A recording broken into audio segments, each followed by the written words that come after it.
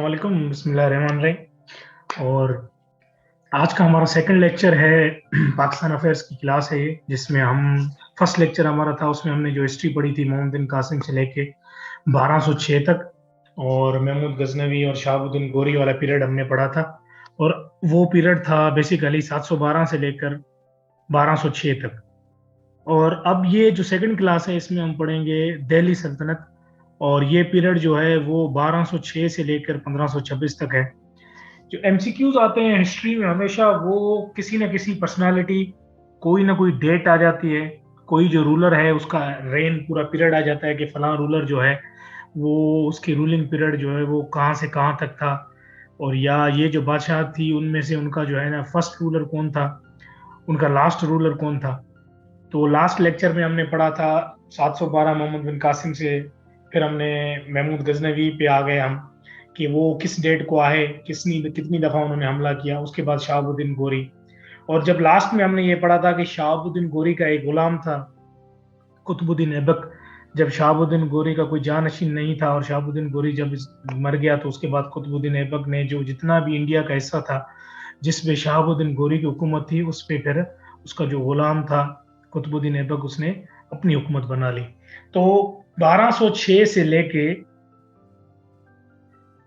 1526 तक ये जो पूरा एरा है उसको दिल्ली सल्तनत बोलते हैं। और इनके बाद जो एरा आएगा 1526 से ऑनवर्ड्स, उसको फिर मुगल एरा बोलते हैं। इस एरा के अंदर यानी 1206 से लेकर 1526 के बीच के अंदर 5 बादशाहतें कायम हुई। पहली पहली जो बादशाह थी उसको स्लेव डायनेस्टी कहते हैं, फिर खिलजी डायनेस्टी कहते हैं, फिर तुगलक डायनेस्टी, फिर सईद डायनेस्टी, और फिर लोधी डायनेस्टी। इन सारों के टाइम पीरियड्स यहाँ पे आगे लिखे हुए हैं। सबसे पहले आज हमने पढ़ना है स्लेव डायनेस्टी। स्लेव डायनेस्टी इसको इसलिए कहते हैं, एक मिनट,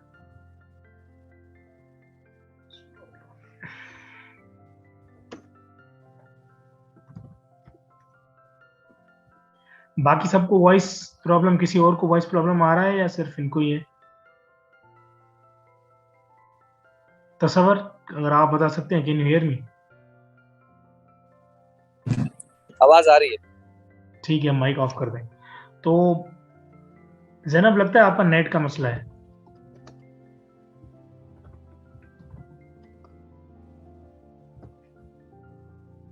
अच्छा, तो इसको स्लेव डायनेस्टी सबसे पहले हम पढ़ेंगे। स्लेव डायनेस्टी, स्लेव डायनेस्टी इसलिए कहते हैं कि ये डायनेस्टी जो जिसने कायम की थी वो बेसिकली खुद गुलाम था। तो जब एक गुलाम ने अपनी बादशाहत कायम की, तो उस पूरी बादशाहत का नाम जो है ना वो स्लेव डायनेस्टी आ गया। स्लेव डायनेस्टी का पीरियड था 1206 से लेकर 1290 तक। ऑलमोस्ट मेरे ख्याल में ये बनता है 74 ईयर्स, आई थिंक, हाँ इतना बनता है, इतने तक बनता है। और उसके फाउंडर थे कुतुबुद्दीन ऐबक। तो सबसे पहले तो ये एक इंपॉर्टेंट एमसीक्यूज आ जाता है कि स्लेव डायनेस्टी का फाउंडर कौन था। वो कुतुबुद्दीन ऐबक था। और इनका टाइम पीरियड कितना था? 1206 से लेके 1290 तक।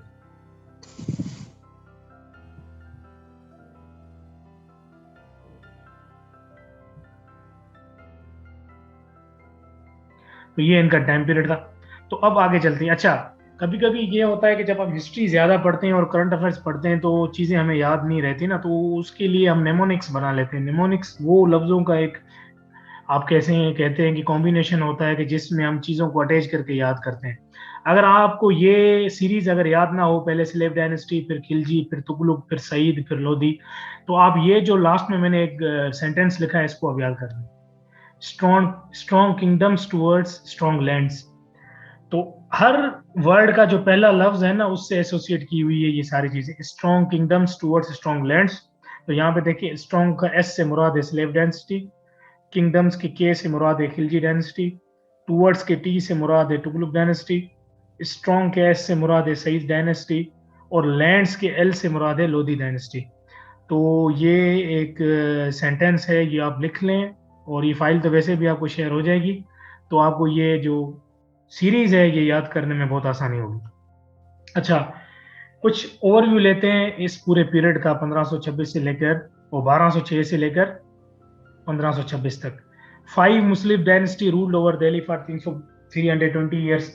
अब यहाँ पे एक चीज याद रखें, ये इसको हम अभी कह रहे हैं दिल्ली सल्तनत, इंडियन सल्तनत, सब कॉन्टिनेंट सल्तनत या पाकिस्तान सल्तनत नहीं कह रहे, क्योंकि अभी तक पूरे इस खित्ते पे किसी एक बादशाह की हुकूमत नहीं थी। छोटे छोटे एरियाज पे कुछ अलग बादशाह थे, उनकी हुकूमत थी, तो अभी तक इनको हम दिल्ली सल्तनत कह रहे हैं। तो दिल्ली सल्तनत बेसिकली 320 साल चली, जिसमें मुख्तलिफ 5 हुकूमतें थी। टोटल 35 बादशाह थे, 35 सुल्तान। First Islamic state in India. अब देखें, इससे पहले मैंने आपको ये बताया भी था कि महमूद गजनवी और शहाबुद्दीन गोरी या अरब्स, इन तीनों के दौर के अंदर इंडिया जो है ना, उनकी जो हुकूमत का हेडक्वार्टर नहीं था, वो अफगानिस्तान से रूल कर रहे थे, और अरब्स जो है वो अरब से रूल कर रहे थे। तो इंडिया एक अलग से एक रियासत नहीं थी, उनका हिस्सा थी। लेकिन यहाँ 1206 के बाद कुतुबुद्दीन ऐबक ने इंडिया को उनके असर रसूख से अलग कर दिया। ना अब यहाँ पे अरब का असर रसूख है, यहाँ ना यहाँ पे कुतुबुद्दीन ऐबक या शहाबुद्दीन गोरी जैसे अफगान का असर रसूख है। अब यहाँ पे जेन्युइन ये जो लोग हैं, ये रहते भी इंडिया में और रूल भी यहीं से कर रहे हैं। तो हम कहते हैं कि first Islamic state in India established in 1206। It was called slave dynasty and the last was Lodhi dynasty. अब शुरू में जो पहली हुकूमत थी वो गुलाम या स्लेव डायनेस्टी कुतुबुद्दीन ऐबक की थी, और आखिरी बादशाह वो लोधी डायनेस्टी की थी। ये सारे तुर्क थे।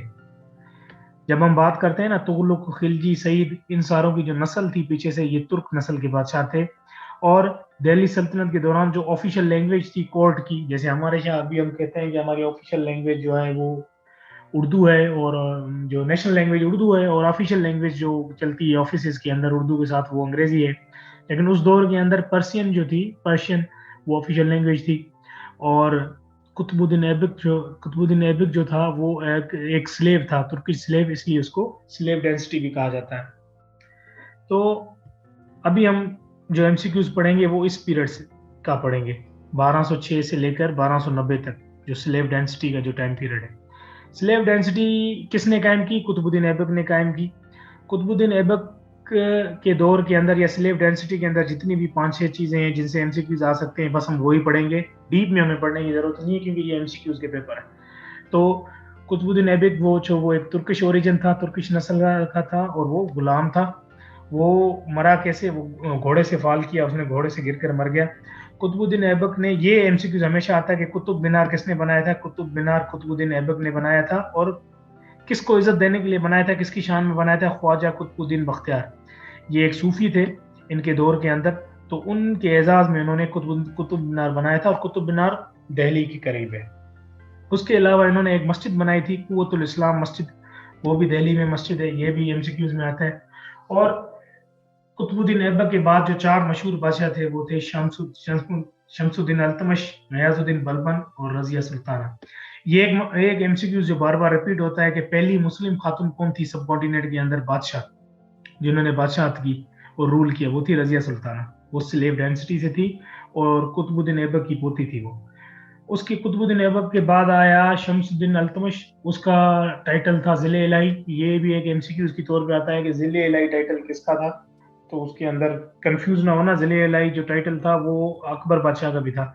अगर उसके अंदर अकबर बादशाह है तो आप अकबर बादशाह को टिक करें, अगर उसके अंदर शमसुद्दीन अल्तमश है तो शमसुद्दीन अल्तमश को टिक करें, दोनों कभी भी नहीं होंगे। अच्छा, एक और मशहूर बादशाह स्लेव डेंसिटी के दौर में, इन बादशाह के दौर में था गयाजुद्दीन बलबन। गयाजुद्दीन बलबन के बारे में ये मशहूर था कि उन्होंने स्पाइस और मिलिट्री यानी जासूसी का जो डिपार्टमेंट है और मिलिट्री डिपार्टमेंट है, वो दोनों सब कॉन्टिनेंट यानी इंडिया और पाकिस्तान के अंदर किसने पहले पहले कायम किया? गयाजुद्दीन बलबन। तो बस ये था शुरू वाला एरा जिसको हम कहते हैं स्लेव डेंसिटी का एरा, जिसमें 3-4 बादशाह थे, मैंने आपको बताया, कुतुबुद्दीन ऐबक, शमसुद्दीन अल्तमश, गयाजुद्दीन बलबन और रजिया सुल्ताना।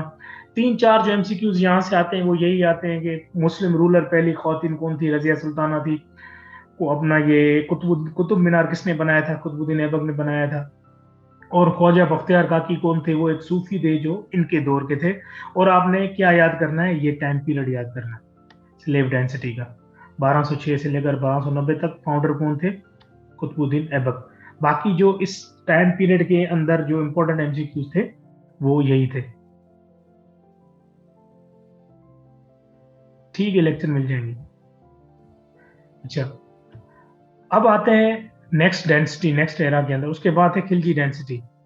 मैंने आपको पहले बताया कि टोटल 5 बादशाह थे। पहले थी गुलाम स्लेव डेंसिटी, वो उनमें से जो जितने एमसीक्यूज के हिसाब से जो 5-6 चीजें थी नोट हो गई। उसके बाद है ये खिलजी डेंसिटी। खिलजी डेंसिटी का नाम से ही आपको पता चल रहा है कि खिलजियों की हुकूमत, जब कुतुबुद्दीन ऐबक वालों की हुकूमत ख़त्म हुई तो उसके बाद अफगानिस्तान से एक और आ गए खिलजी। पहले लेक्चर में मैंने आपको बताया था कि जितने भी बादशाह सारे हैं वो सारे वेस्ट से आए हैं, मगरिब से आए हैं। तो खिलजी बेसिकली अफगानिस्तान से थे, अफगानिस्तान का एक इलाका था, वहां से ये यहाँ पे आए थे। खिलजी डायनेस्टी जो कायम हुई 1290 से लेकर 1320 तक खिलजियों ने यहाँ पे हुकूमत की। पहला पहला यहाँ पे जो बादशाह था वो जलालुद्दीन खिलजी था, जिसने ये बादशाह कायम की। उसके बाद एक मशहूर बादशाह था अलाउद्दीन खिलजी। और ये जो भी ये अलाउद्दीन खिलजी जो है हिस्ट्री में बहुत दफ़ा रिपीट भी किया जाता है एमसीक्यूज के अंदर, और बहुत इसका जिक्र भी होता है, क्योंकि इनके दौर के अंदर जो हिंदुस्तान या मुसलमानों ने दिल्ली के अलावा जो बकाया हिस्सा था हिंदुस्तान, वहां पे भी हुकूमत की अलाउद्दीन खिलजी के दौर के अंदर। हैदराबाद, दक्कन और इंडिया का मैप अगर आप देखेंगे तो नीचे साउथ इंडियन की तरफ जो इंडिया का मैप है, वो इलाके जो फतेह हुए थे वो अलाउद्दीन खिलजी के दौर में हुए थे। अमीर खुसरो एक बड़े मशहूर पोइट थे, वो इनके दौर के थे, जिन्होंने ये किताब भी लिखी थी खजान उल फतूह, जिसमें खिलजियों की पूरी हिस्ट्री उसके अंदर लिखी हुई है। ये एक एमसीक्यूज आता है कि ये किताब किसने लिखी थी, ये अमीर खुसरो ने लिखी थी। खिलजी डेंसिटी कायम किसने की, जलालुद्दीन खिलजी ने। इनका जो मशहूर बादशाह था वो कौन सा था, वो था अलाउद्दीन खिलजी, और आखिरी बादशाह था खुसरो खान खिलजी। इसी तरह इस दौर के अंदर कोई जो हिस्टोरिकल चीजें बनी या कोई ऐसा आर्कियोलॉजिकल स्ट्रक्चर बने, वो भी आगे हमारे सामने आएंगे।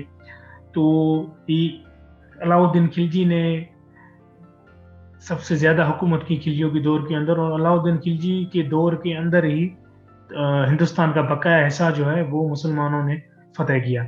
जिस तरह कुतुबुद्दीन ऐबक ने कुतुब मीनार बनाया था, इसी तरह अलाउद्दीन खिलजी ने हजरत निजामुद्दीन औलिया, जो इंडिया में एक बड़े सूफी हैं, उनकी जो कब्र जो वो बनाई थी, और सॉरी जो मकबरा बनाया था पूरा टॉम, वो अलाउद्दीन खिलजी ने बनाया था।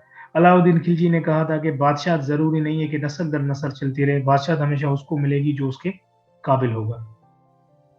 ये थी जनाब अलाउद्दीन खिलजी के दौर की कुछ एमसीक्यूज। उसके बाद हाँ, हैदराबाद दक्कन, ये अक्सर एमसीक्यूज में भी आता है कि ये कभी कभी ऐसे आ जाता है कि हैदराबाद दक्कन को किसने फतेह किया, या आ जाएगा साउथ इंडिया को किसने फतेह किया। तो साउथ इंडिया वाले जो इलाके थे, इन सारों को अलाउद्दीन खिलजी ने फतेह किया, और ये बादशाह का दौर कौन सा था, खिलजी डायनेस्टी की बादशाह थी। अच्छा, अब आगे चलते हैं। हर दौर के अंदर यही आपने याद रखना है कि वो बादशाह कायम किसने की, आखिरी बादशाह कौन था, उसका टाइम पीरियड, और उन बादशाहों ने मशहूर मशहूर कौन सी चीज उन्होंने बनाई।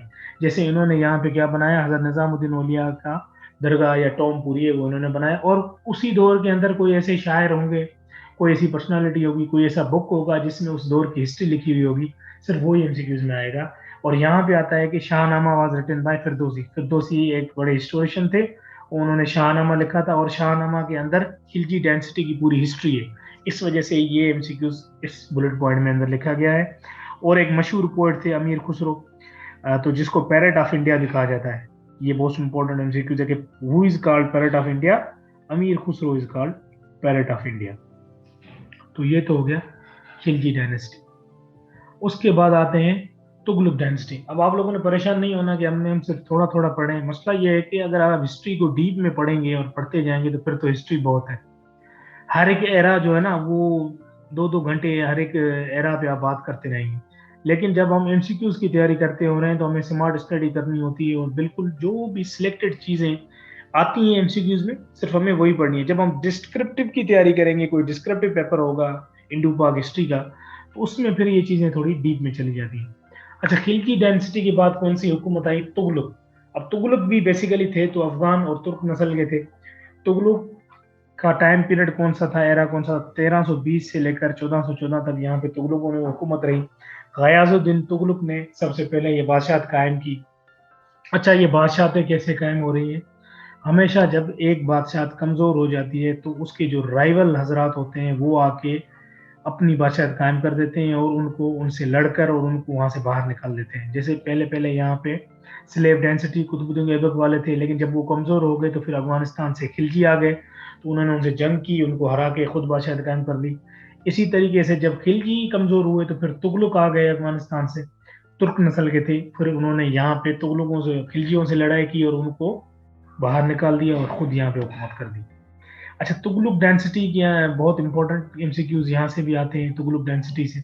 इसको कायम किसने किया? गयाजुद्दीन तुगलक, जो फाउंडर थे तुगलक डेंसिटी के। आखिरी रूलर इनका था सुल्तान नसीरुद्दीन शाह रुकन आलम। जैसे अब मैंने आपको कहा था ना, हर दौर के अंदर बादशाहों ने कुछ न कुछ हिस्टोरिकल और आर्कियोलॉजिकल तारीखी जगह बनाई होती है। जैसे निजामुद्दीन औलिया की दरगाह अलाउद्दीन खिलजी ने बनाई थी, कुतुबुद्दीन ऐबक ने कुतुब मीनार बनाया था ख्वाजा बख्तियार बाकी की शान में। तो शाह रुकन आलम, जो शाह रुकन आलम ये सूफी हैं मुल्तान, तो उनकी जो मकबरा है या ये पूरा ये किसने बनाया था? ये गयाजुद्दीन बलबन ने बनाया था। तो ये कुछ यही इस किस्म के एरियाज है जहाँ से एमसीक्यूज निकलते हैं और यही हमें याद रखने। और तुगलक दौर के अंदर इनका जो मशहूर बादशाह था, जैसे पीछे हमने कहा कि अलाउद्दीन खिलजी था, यहाँ पे था फिरोज खान तुगलक, जिसने बहुत सारे यहाँ पे काम किए थे सब कॉन्टिनेंट के अंदर। ये हमारा जो पूरा नहरी निज़ाम है ये फिरोज खान तुगलक ने बनाया था। उसके बाद इन्होंने दारुल शिफा यानी हॉस्पिटल्स का कंसेप्ट जो है ना, वो बेसिकली फिरोज खान तुगलक ने दिया था कि बादशाह के अंदर ऐसे सरकारी शिफा खाने होने चाहिए, दारुल शिफा, जहाँ पे लोगों का इलाज हो और बिल्कुल वो मुफ्त इलाज हो। और फिरोज खान तुगलक ने नहरी निज़ाम भी पूरे हिंदुस्तान के अंदर बनाया था। इनके दौर के अंदर इब्ने बतूता हमने सुना होगा, एक मशहूर जो थे ट्रेवलर थे, जो ट्रेवल करते थे और हिस्टोरिशियन थे, तारीखदान थे। इनको इन्होंने इब्ने बतूता को इन्होंने बुलाया बाहर से और यहाँ पे अपना चीफ जस्टिस रखा, यानी चीफ काजी रखा। तो ये भी आता है कि which was appointed as a chief Qazi by गयाजुद्दीन Tughlaq, या इन तुगलक डायनेस्टी वो इब्ने बतूता थे। अच्छा, गयाजुद्दीन तुगलक के अंदर एक हिंदुस्तान पे एक और बादशाह ने हमला किया था जो सेंट्रल एशियन कंट्रीज से आया था। सेंट्रल एशियन कंट्रीज मौजूदा कौन कौन से हैं? ताजिकिस्तान, उज्बेकिस्तान, किर्गिस्तान, तुर्कमेनिस्तान, ये सारे सेंट्रल एशियन कंट्रीज हैं। अमीर तैमूर एक मशहूर बादशाह था जिसने पूरी दुनिया या ये एशिया को तकरीबन अपने कब्जे में ले लिया था सिवाय इंडिया के।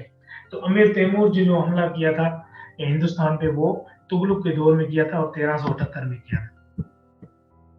तकरीबन ये सारे बुलेट पॉइंट्स जो है ना वो एमसीक्यूज ही हैं और सारे एमसीक्यूज इसी से ही आते हैं। तुगलक दौर के अंदर सबसे पहले टोकन और कॉपर करेंसी यहाँ पे आई थी। कॉपर करेंसी जिसे हम कहते हैं कि चांदी का सिक्का, सिक्का राइजुल वक्त जिसे भी कहा जाता है, कि तो वो तुगलक के दौर के अंदर आया था। और यहाँ तक अब तक ऐबक स्लेव डेंसिटी से लेकर खिलजी डेंसिटी से लेकर यहाँ तक जो कैपिटल था वो दिल्ली था। लेकिन तुगलकों ने क्या किया? कैपिटल को ट्रांसफर कर दिया। कहाँ से कहाँ तक इन्होंने कैपिटल को ट्रांसफर किया है? दिल्ली से दौलताबाद तक। हर बादशाह दौर के अंदर कुछ ना कुछ चेंजेस आई हैं। हमने हर बादशाह दौर के अंदर यही चीजें याद रखनी है कि वो शुरू कब हुई, खत्म कब हुई, पहला बादशाह कौन था, आखिरी बादशाह कौन था, उस दौर के अंदर कौन कौन सी इंपॉर्टेंट पर्सनालिटीज थी, कौन कौन सा इंपॉर्टेंट बादशाह था, उसने इंपॉर्टेंट काम कौन कौन से किए, और कौन कौन से स्कॉलर्स, सूफी या कौन कौन से हिस्टोरिकल चीजें इन्होंने बनाई। बस जब भी आप तारीख को एमसीक्यूज के हिसाब से पढ़ें तो हर दौर के अंदर यही चीजें, चार पांच चीजें जो मैं आपको बता रहा हूँ, उन्हीं चीजों को रटें, बाकी चीजों को डीप में जाने की जरूरत नहीं है। इसके अलावा चाइनीज के एक मशहूर सफारतकार थे तोगान तैमूर, जो चाइना से आए थे और उन्होंने हिंदुस्तान को विजिट किया था, वो भी तुगलक डायनेस्टी से किया था। तो ये सारी 5-6 या 7-8 चीजें तुगलक डायनेस्टी की थी जो बिल्कुल इंपॉर्टेंट थी। अच्छा, अभी मैंने ऊपर आप लोगों से जिक्र किया था कि अमीर तैमूर ने हिंदुस्तान पे हमला किया था। जब अमीर तैमूर ने हिंदुस्तान पे हमला किया था तो तकरीबन तुगलक जो बादशाह थी वो अपनी जवाल पजीर थी। तो उन्होंने क्या किया था? पंजाब के अंदर अपना एक गवर्नर उसको इंस्टॉल करके, अपना एक गवर्नर वहां पे तयन करके फिर वो वापस चले गए थे। वो गवर्नर कौन था? वो गवर्नर था खिजर खान। तो अमीर तैमूर ने क्या किया? पंजाब को अपने कब्जे में लेकर खिजर खान को वहां पर गवर्नर बना दिया और वो वहां से वापस चला गया। और ये वही एरा है कि जहाँ पे तुगलक जो है वो बहुत कमजोर हो चुके हैं, क्योंकि अमीर तैमूर से जंग भी हुई थी। जंग के बाद हमेशा किसी भी खिते का नक्शा चेंज होता है, क्योंकि कोई ना कोई एक चीज ताकतवर जो होता है वो कमजोर हो जाता है। तो उन्होंने जंग की तो फिर तुगलक डेंसिटी कमजोर हो गई। वो कमजोर होगी तो पंजाब उनके हाथों से निकल गया। उन्होंने क्या किया? पंजाब का गवर्नर बना दिया खिजर खान को और अमीर तैमूर वहां से वापस चले गए।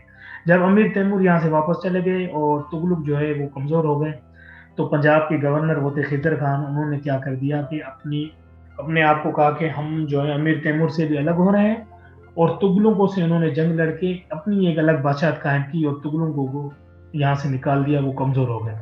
तो फिर तुगलक बादशाह के बाद कौन सी बादशाह आ गई? बादशाह आ गई सैयद डायनेसिटी, सईदों की बादशाह यहाँ पे आ गई।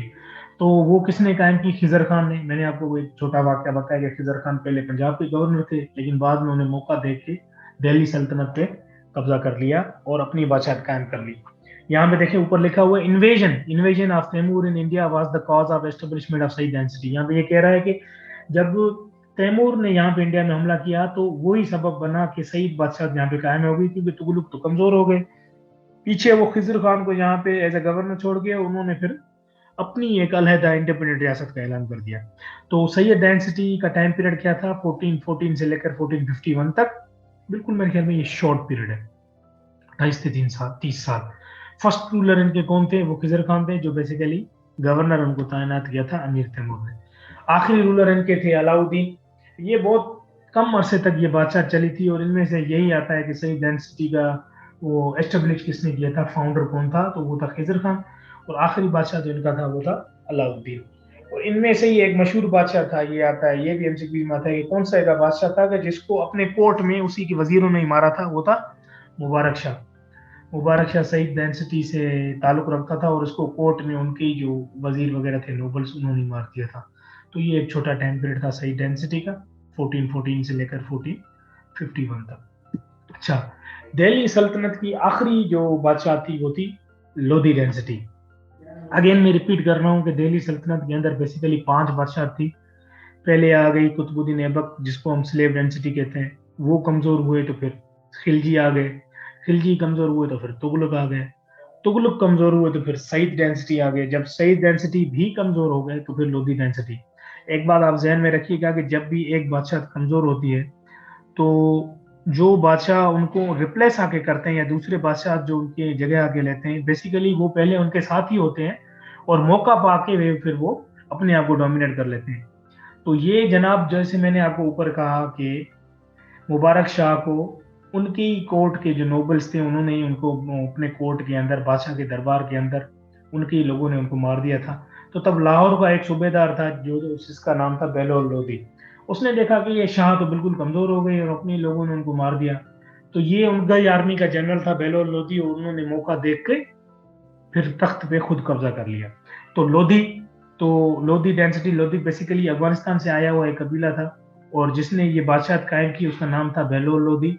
बेलोल लोधी वो बेसिकली एक सर्वेंट था सईद डेंसिटी का, सईदों का, जो उनकी आर्मी में एक जनरल था, और जो जिसने बिहार और वेस्टर्न बंगाल को भी फतेह किया था। तो जब मुबारक शाह मर गया, सईद डेंसिटी, सईद जो बिल्कुल कमजोर हो गई, तो फिर लोधियों ने अपनी हुकूमत कायम की। पहला बादशाह था बेलोल लोधी। इनके अंदर 3 बादशाह बहुत मशहूर थे, बेलोल लोधी, सिकंदर लोधी और इब्राहिम लोधी। पहला बादशाह था वो बेलोल लोधी था, आखिरी बादशाह जो था वो था सिकंदर लोधी, सॉरी इब्राहिम लोधी आखिरी बादशाह था। अब इन्होंने आके कैपिटल को दिल्ली से आगरा में चेंज किया। सईदों ने आके फिर दौलताबाद से वापस दिल्ली को कैपिटल बनाया सईद डेंसिटी में। फिर लोधियों ने आके दिल्ली से कैपिटल को शिफ्ट कर दिया आगरा में 1504 में। तो ये कायम बादशाह किसने की? ये बेलोल लोधी ने। अच्छा, लोधी डेंसिटी इस वजह से भी इंपॉर्टेंट है कि लोधी डेंसिटी वो आखिरी बादशाह थी कि उसके बाद फिर हिंदुस्तान पूरे पे मुगलों ने कब्जा कर दिया था। लोधी डेंसिटी, जब लोधियों की एक दूसरे से झगड़े शुरू हो गए, तो इनका ही एक बंदा था जो था जिसका नाम था दौलत खान लोधी। और ये लोधी जो अक्सर एमसीक्यूज में भी आता है, इसको ट्रेटर कहा जाता है या गद्दार कहा जाता है, कि उन्होंने अपने आखिरी बादशाह इब्राहिम लोधी से गद्दारी की और बाबर को ये खत लिखा कि आप यहाँ पे आए और हिंदुस्तान पे कब्जा करें। तो ये एक एमसीक्यूज आता है कि वो कौन बंदा था जिसने खत लिखा था या जिसने गद्दारी की थी? वो था दौलत खान लोधी। और आखिरी बादशाह था इब्राहिम लोधी। और लोधी डेंसिटी की ही दौर के अंदर एक पोर्चुगीज जो मुल्क है वहाँ का एक जो हिस्टोरिशियन है वास्को डिगामा, वो यहाँ पे आया था। तो वास्को डिगामा कब यहाँ पे आया था? वो वास्को डिगामा यहाँ पे आया था 1594। ये डेट आप लिख लें, या यहाँ पे लिखी हुई नहीं है, या आपने नोट कर लें।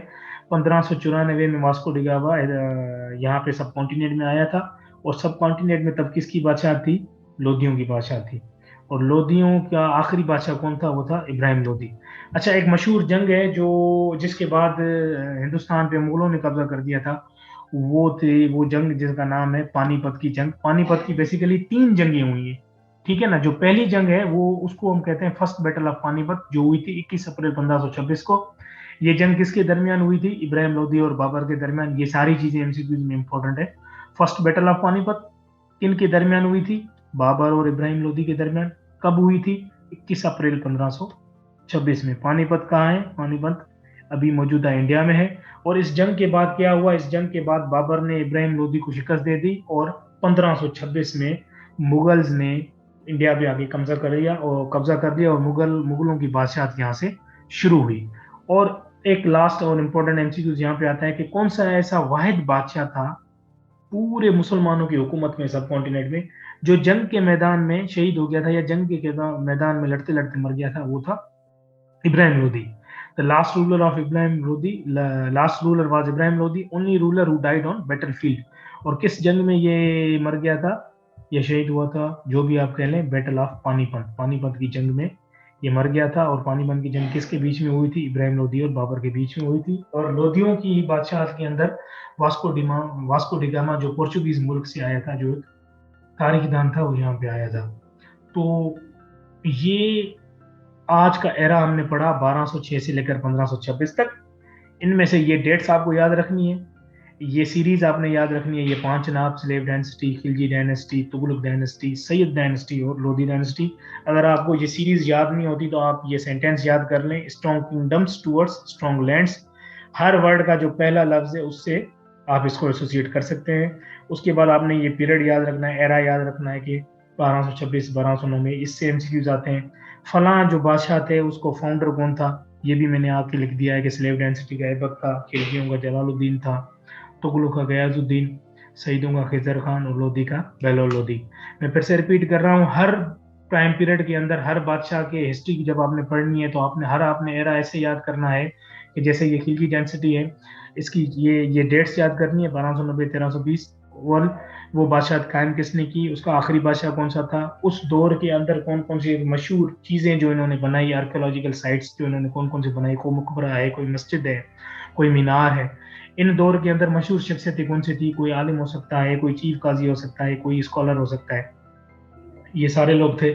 इन सारे एरार्स के अंदर कौन सी एक मशहूर बुक लिखी गई, जैसे यहाँ पे मैंने लिखा था कि या कौन से ऐसे मशहूर शायर थे, जैसे शाहनामा फिरदौसी ने लिखा है। तो ये सारी चीजें थी और आपने इस चीज को ऐसे याद रखना है। साजिद, जी साजिद।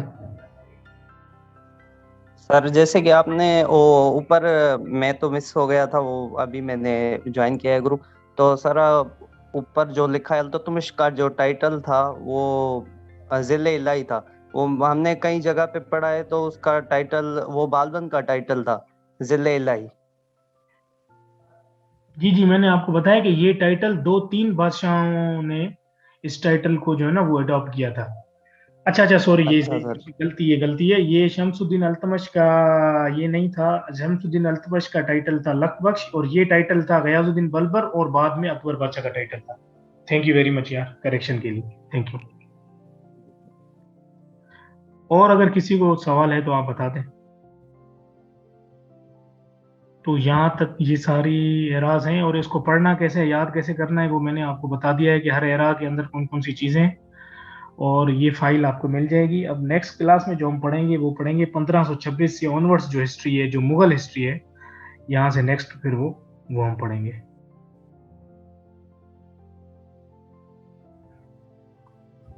जी जी, मेहरबानी, थैंक यू। और ये फाइल जो है ये आप लोगों को मिल जाएगी।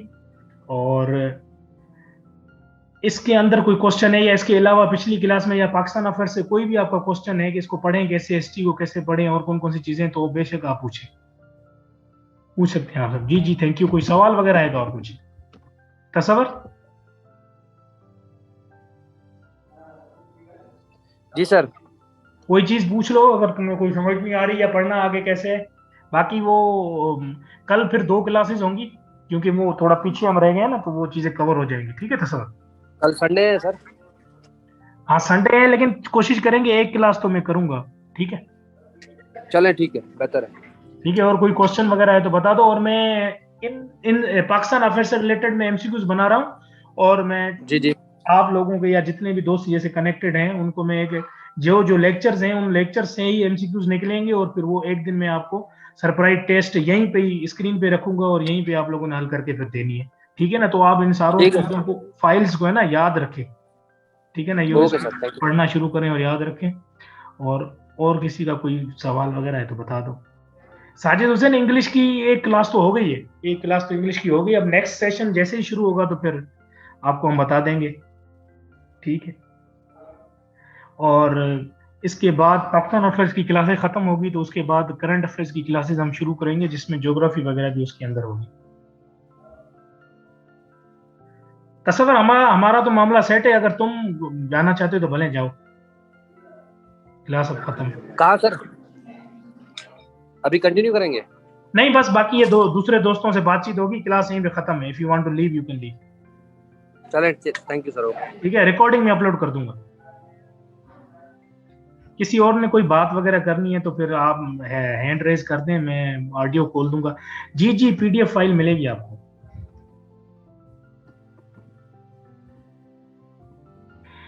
यार ये अच्छा सॉरी, ये डेट्स ना, डेट्स कैसे याद करनी चाहिए आप इसको क्रोनोलॉजिकल, हमेशा जब मैं यही बात करता हूँ कि किसी भी चीज को आपने याद करनी है। जी जी बोले।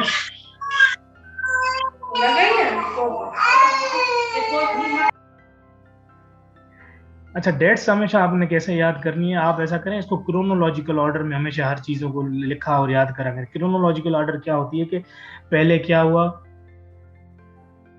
फर्स्ट, फिर सेकंड, फिर थर्ड। अब कुछ तो इस इन चीजों को बोलते हैं नेमोनिक्स, कुछ तो नेमोनिक्स मैं अपनी क्लास में दो बताता रहता हूँ। जैसे मैंने ये आपको लाइन बताई है ना कि आपको एरा कैसे याद करना चाहिए, ये है नेमोनिक्स।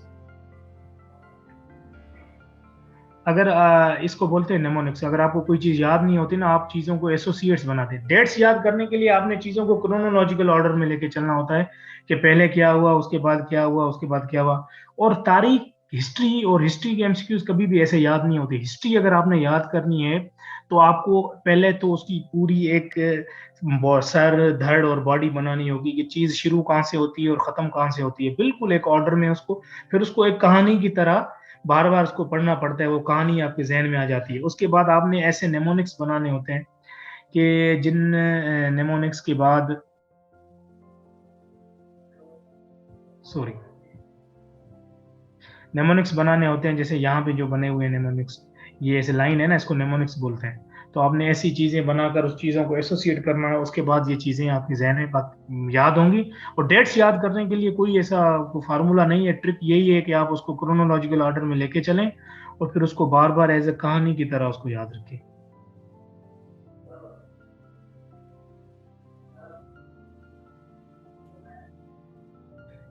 तो आपने कौन सी सेल्फ स्टडी में की है, उसमें क्या पढ़ा है आपको? क्योंकि आपने फर्स्ट लेक्चर शायद अटेंड नहीं किया होगा ना, तो इस वजह से ये होगा।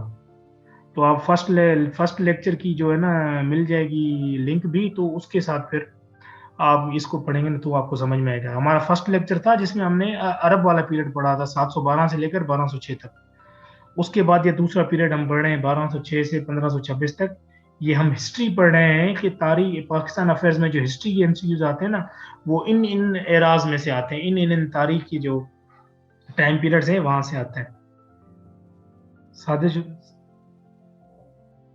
जी साजिद, जी साजिद। सर ये अरब एरा के सर पीडीएफ फाइल मिल जाएंगे? जी जी, पीडीएफ फाइल्स आपको मिल जाएंगी। और बाकी ये है कि आप लोगों को पीडीएफ फाइल्स भी मिल जाएंगी। और ये जो दोस्त परेशान हो रहे हैं ना कि वर्ल्ड मैप से एमसीक्यूज वगैरह है, देखिए मैप एक अलग सब्जेक्ट है, उसकी क्लास ही एक अलग होती है, वो क्लास भी हम करेंगे। जब पाकिस्तान अफेयर्स की क्लास खत्म हो जाएगी ना, फिर करंट अफेयर्स और मैप हम साथ पढ़ेंगे। ऐसे आपको मैप समझ में नहीं आएगा। देखिए, जब भी आप लोग किसी भी सब्जेक्ट की एमसीक्यूज की तैयारी करें, खासकर करंट अफेयर्स और वर्ल्ड मैप की, पेज पे लिखा हुआ है कि एमसीक्यूज और आपने रट लिया, ऐसे कभी भी तैयारी नहीं होती। आपको पूरा मैप समझना पड़ेगा। जब आप मैप समझ जाएंगे ना, फिर आपके लिए ज्योग्राफी की एमसीक्यूज आसान हो जाएंगी। जब आप तारीख को समझेंगे शुरू से कि शुरू कब हुई, और क्रोनोलॉजिकल ऑर्डर में, ऑर्डर आप समझ रहे हैं ना, पहला, दूसरा, तीसरा, पहले कौन आया फिर कौन आया, जब उसको ऑर्डर में आप समझेंगे ना, तो फिर ये सारी चीजें आपके जहन में क्लिक करेंगे। फिर जब इसको आप बार बार पढ़ते रहेंगे तो फिर वो बार बार आपके जहन में और पक्की चीजें होंगी और आपके जहन में बैठ जाएंगी। ठीक है, बाकी और सर ज्योग्राफी ये जी जी जी बोले। और सर ये क्लासेस स्पेशल मतलब एसपीएससी के लिए चला रहे हैं? देखें ये क्लासेस आपको वन पेपर एमसीक्यूज की तैयारी कर रहे हैं। One paper MCQs federal public service commission, Sindh public service commission, G ATS, PTS, सारों का वन पेपर एमसीक्यूज का सिलेबस एक ही है, एक जैसा ही सिलेबस जी है। जी ठीक है, जी और सर। समझे वन पेपर एमसीक्यूज जहां पे भी आएगा ये सारी क्लासेस उसके लिए। फिलहाल तो हमारा जो जी सर फोकस है वो फेडरल पब्लिक सर्विस कमीशन और टाउन ऑफिसर और म्यूनिसिपल ऑफिसर है। ठीक है, जी सर। थैंक अभी यू थैंक यू। इंग्लिश की क्लास हो चुकी है। अब अगर स्टूडेंट्स होंगे ज्यादा 7-8 तो फिर हम इंग्लिश की क्लासेस फिर स्टार्ट करेंगे। अभी पाकिस्तान अफेयर्स की ये दूसरी क्लास है, पहली क्लास का लिंक मिल जाएगा, उसके बाद करंट अफेयर्स और ज्योग्राफी की क्लास होगी। सिनोनिम और एंटोनियम्स, सिनोनिम और एंटोनियम्स के लिए तो देखिए ना, अब ये आपने अभी कौन सा टेस्ट, सिनोनिम और एंटोनियम्स के लिए जीआरई की फाइल आती है, जीआरई मास्टर वर्ड्स, उसमें तकरीबन 1000-1500 वर्ड्स होते हैं, वो ये अक्सर रिपीटेड होते हैं। वो फाइल आप गूगल पे लिखेंगे आपको मिल जाएंगी। उसके अलावा सिनोनिम्स के लिए बुक आती है, कोई भी खास करके आती है, बैरून्स की बुक आती है, वोकेबुलरी बिल्डर, वो आप ले लें। और वो बुक के अंदर बताया भी गया है कि लफ्ज़ों को याद कैसे करना है। उसके बाद आप न्यूज़पेपर पढ़ें, बुक्स पढ़ें, लफ्ज़ों को निकालें, उनको अपने जुमलों में यूज़ करें और फिर उन लफ्ज़ों को आप याद करें। जी जी मेहरबानी, थैंक यू। और अब कोई सवाल है किसी के जहन में बता दें, क्योंकि मैंने फिर दूसरी क्लास कंडक्ट करनी है। जी जी अस्सलाम वालेकुम। जी जी वालेकुम सलाम। सर एक्चुअली सर मैंने आज सेशन ज्वाइन किया, मुझे पता नहीं है, और वो यूट्यूब से आपके चैनल का लिंक मिला, इसी वजह से मैंने ग्रुप ज्वाइन किया। मुझे क्लासेस का पता नहीं है, क्या टाइमिंग है सर? यार अभी ये पाकिस्तान अफेयर्स की क्लास चल रही है और रोजाना तकरीबन 6:30 बजे क्लास होती है। ठीक है, और 6:30 जूम, बजे। हाँ, और जूम में मैक्सिमम आप 40 मिनट्स की क्लास ले सकते हैं। कभी कभी अगर मवाद ज़्यादा होता है तो फिर मैं 2 लिंक भेज देता हूँ, तो 40 मिनट्स की इजाफी क्लास भी हो जाती है। तकरीबन 40 मिनट्स की क्लास होती है डेली। तो अभी जी एक सेशन चल रहा था मेरा जिसमें मैं पाकिस्तान अफेयर इंग्लिश कंप्लीट हो गया, पाकिस्तान अफेयर्स पढ़ा रहा हूँ। ये तो यूट्यूब चैनल है, ये हमारे दोस्तों का चैनल है। उन्होंने मुझे कहा था कि यार कुछ स्टूडेंट्स हैं वो ज़्यादा सवाल कर रहे हैं, तो उनको मैं आपकी क्लास का लिंक शेयर कर रहा हूँ। मैंने बोला भले आप शेयर कर लें। अगर आप लोगों को क्लासेस वगैरह लेनी है तो उसके अंदर नंबर्स लिखे हुए हैं, जैसे ही अगर 8-10 स्टूडेंट्स हो जाएंगे तो अलग सेशन शुरू कर देंगे। जी जी सर, ठीक है, ठीक है। Okay sir, thank you so much. जी जी 6:30 से ऑनवर्ड्स होते हैं 40 मिनट, तो 7:10 तक होती है, क्योंकि जी जी बैरून्स की बुक है ना, वो है ही वोकेबुलरी के लिए, सिनोनिम्स और एंटोनिम्स के लिए। वो बुक आप लें, बुक। जी जी वालेकुम सलाम। सर मैंने आपसे ये पूछना था कि अभी लेटेस्ट एक न्यू बुक मार्केट में इंट्रोड्यूस हुई है, that is known by Naeem's academy. तो उसमें बहुत सारी मिस्टेक्स हैं पार्लियामेंट्स में, कंट्रीज कैपिटल्स में, स्पेलिंग्स में। तो coming to the short, I just want to say कि kindly do explain such books. सिर्फ आप ऐसी बुक्स के नाम बता दें, ऐसी बुक्स इंट्रोड्यूस करवा दें ताकि लोग बेचारे जो है ना वो फिर मेरे जैसे ये 1000 रुपीज़ की ये बुक परचेज ना करें, जिसमें बहुत सारी ना विदाउट प्रूफ रीडिंग है, तो बहुत सारी उसमें मिस्टेक्स है। Thank you so very much. अच्छा, तो आप कोई भी जनरल नॉलेज की बुक ले लें, जैसे चौधरी नजीब की बुक आती है जनरल नॉलेज की, एमसीक्यूज की बुक, वो बुक आप ले लें। और उनमें से सारी चीज़ें, वो मास्टर बुक है, उसको टाइम दे, वो बुक पढ़े। और आखिरी 20 सेकंड रहेंगे, अगर आप लोगों को मज़ीद राब्ते के लिए कुछ पूछना है या क्या, ये मेरा नंबर है, ये आप लोग जो है ना उस पर व्हाट्सएप कर सकते हैं। जितने भी सारे दोस्त हैं फील फ्री, मैं जब भी फ्री होऊंगा उसमें देख के आप लोगों से जो है ना आप लोगों की क्यूरीज का जवाब दूंगा। और क्लास ख़त्म होने वाली